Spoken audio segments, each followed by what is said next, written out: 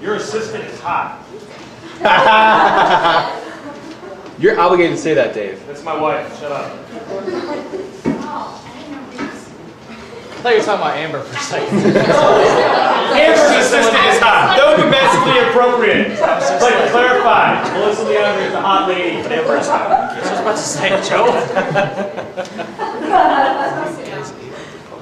But thanks.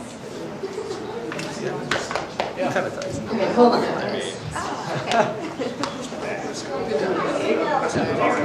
I got one person though. Point-wise? Joe's got our points. Oh, I didn't Amber has a god, so that's serious. Hold on.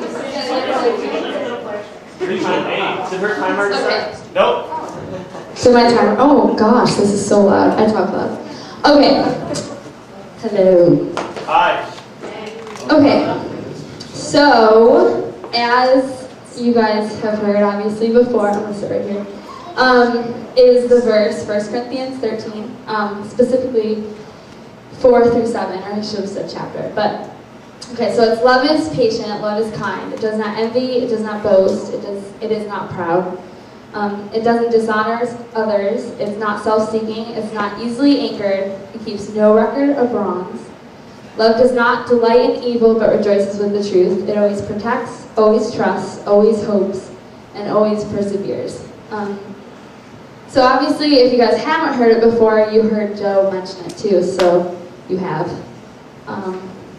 In other words, it says, love never gives up. Love cares more for others than for self. Love doesn't want what it doesn't have. Love doesn't strut, doesn't have a swelled head or a big ego. It doesn't force itself on others. It isn't always me first. Doesn't fly off the handle, so it doesn't get angry. It doesn't keep score of the sins of others. Doesn't revel with others' grovel. In other words, it doesn't say, haha, you did that and I didn't, kind of thing. It takes pleasure in flowering of the truth, puts up with anything, trusts God always looks for the best, never looks back, but keeps going to the end. Okay, so that really captures that verse. But God's commandment to us, and it's from John 13:34. It says, "A new command I give to you: love one another." So yeah, I mean it's that simple, right? It's like love one another.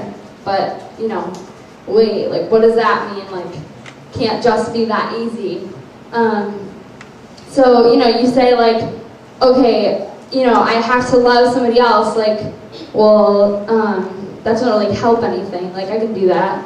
Or some people say I'm in love with my mom, I'm in love with my boyfriend or girlfriend, I'm in love with my friend.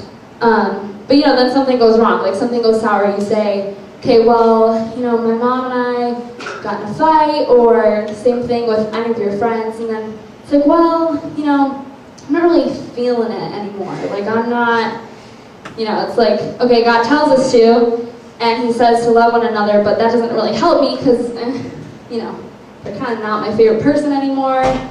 They have done wrong by me. Why, I don't love them. Sort of like them, kind of, I guess. Okay, so if you read about that or you think about it too quickly, you think, okay, well, I guess I'm missing the point because I can love other people. That's easy, sometimes. So for so many of us, we've made love into a... Oh, I flipped them the wrong way. Hold on. This one. No! All of you guys can read? Okay. And so, we say... No one. What? No one. Did I spell it wrong? No, I didn't. Okay. Oh, no. I'm just reading it. No one. Okay, so many of us say, love is about how I feel. It's about getting my needs met. It's about me. Being fulfilled. It's a noun. It's about me. Because you are a noun, by the way. You're no one. Now. Okay, so what Jesus is telling us that love is not always going to be a noun. It's not always just that one singular thing. you know, we think of love as something that you fall into or you fall out of. We think of it as, you know, I fell into it. I fell into a pool. Okay, I fell out of it. I fell out of a chair. Like, it's not like, not something that just like happens like that. It's not like you just like tripped over it or you just like I fall all the time. So,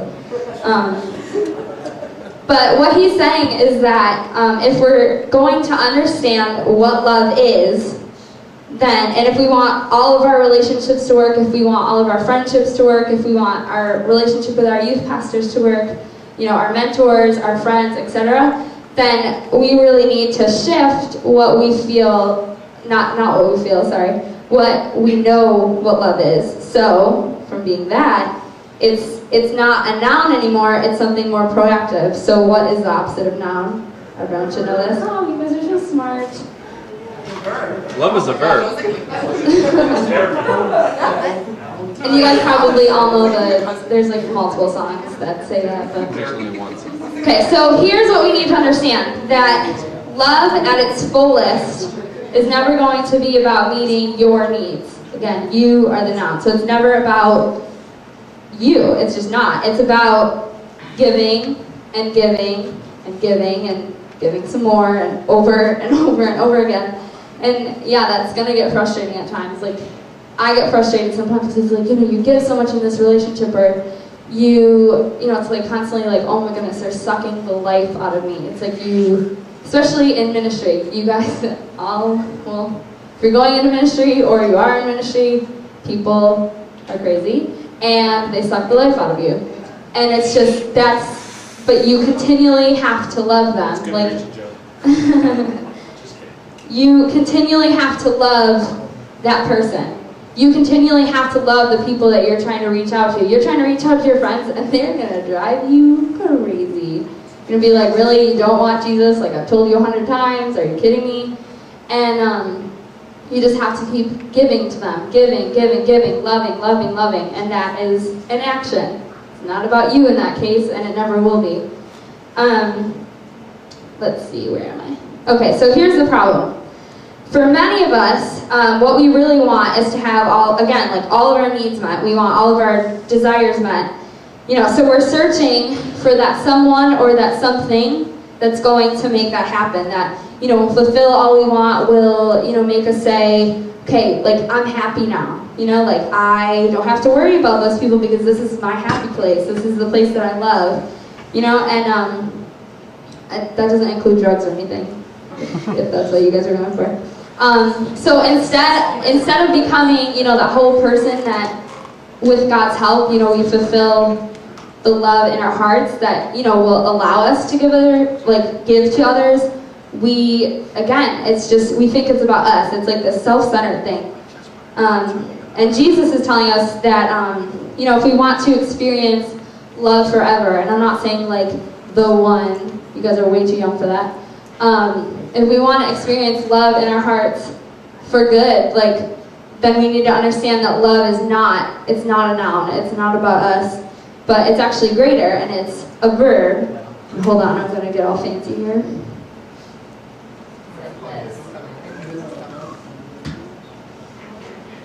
Oh, wait. Don't mess up. Somebody wants to color that in, that would be great. You guys all get it? Okay. So it means that one is greater than the other, and that's obviously the verb. Okay. So again, love isn't about how we feel. It's not about convenience, but love is about giving. It's about taking action, and it requires you to actually do something. It requires you to, again, doing action projects. That literally says action in it. You are doing something to show people that you love them. You know, it's not, you know, well, I want to feel it. Like, it's about doing it. And you know, once you do something, you will start to feel that love. It's not like in reverse order. We think like, okay, again, we're going to fall in love, and then, well, I don't really want to do anything to, you know, keep that going, because it takes work to love somebody. It really does. Like, whether it's a friend or a family member, I know there's times when you're probably so frustrated with your brother or sister, and it's like, Do I have to love them? And you know, it takes work. Like every single relationship takes work, and you can't just think that that feeling is just gonna like keep constant. Okay, so all that to say, it's really about consistently giving, and it's about meeting somebody else's needs before we meet our own. So the verb has to be greater than the noun, hence my little illustration. Okay, so I'm going to read this really quick. It says, here's what love is: genuine love. God's kind of love. It's patient, it can wait, it helps others, even when they never find out who did it. Love doesn't look for greener pastures or dreams of how things could get better if I just got rid of all these current commitments, current situations that I'm going through. It doesn't boast. It doesn't try to build itself up to be something it isn't. Love doesn't act in a loose, immoral way. It doesn't seek to take, but it willingly gives. Love doesn't lose its cool. It doesn't turn on and off like a switch. Love doesn't think about how bad the other person is, and certainly doesn't think of how it could get back at somebody. Doesn't want to take revenge. Love is deeply grieved, as God is, over the evil in this world, but it rejoices over the truth. Love comes and sits with you when you're feeling down and finds out what's wrong. It empathizes with you and believes in you. Love knows you'll come through just as God planned, and love sticks right beside you the entire way. Love doesn't give up or quit or diminish or go home. Love keeps on and keeps on, even when everything else goes wrong and the feelings leave and the other person doesn't seem as special anymore. Love succeeds 100% of the time because God is love, and love isn't a noun, it's a verb. The end. Boom!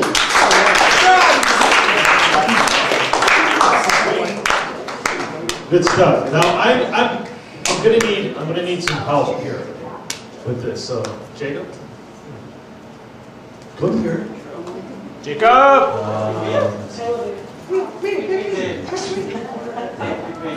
Don't pick Natalie.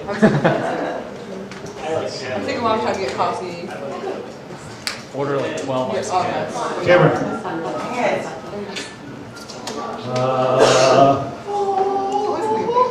I need a girl. Josh? Finally! Sarah, Is not very good. I need one more girl. Is this like an electoral college? Electoral college. Does this look like the electoral college? Yeah. We'd be in trouble. No offense. Yeah, we'd be in trouble. It was a joke. It was just too easy. Okay. Let's go with Hannah. Come here. Joe. We're going to deliberate. I'm going to send you guys to the back corner of the room over there. Just go right over there. So right over there, by like that glowing in the dark prayer box, right over there. Don't touch his hand. Don't let him sway you. Go back. Follow them. Go over there. I'm going to meet you in a second. We're gonna have a powwow and deliberate and decide who was able to drive that message home a little bit more powerfully. Which one is going to stick in our mind and help us remember. So we're counting up the points. Good thing to say. We're counting the points.